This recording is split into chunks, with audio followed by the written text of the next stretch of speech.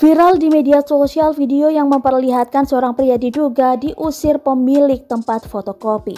Video tersebut terekam kamera salah seorang warga dan diunggah salah satunya akun Instagram @gossipnyinyir 2 Selasa 11 Januari 2022. Terlihat dalam video, seorang pria berlari di tengah guyuran hujan untuk berteduh di depan tempat fotokopi. Ia mengenakan jaket dan helm, motornya terparkir tepat di depan tempat tersebut.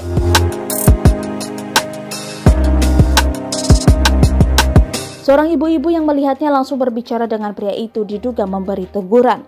Si pria bersama temannya yang ikut berteduh pergi meninggalkan tempat tersebut walaupun masih hujan deras.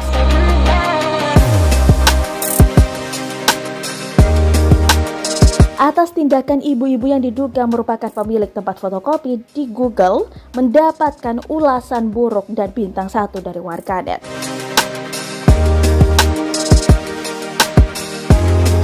Bahkan banyak warganet yang memberikan komentar tentang pelayanan dari tempat fotokopi tersebut.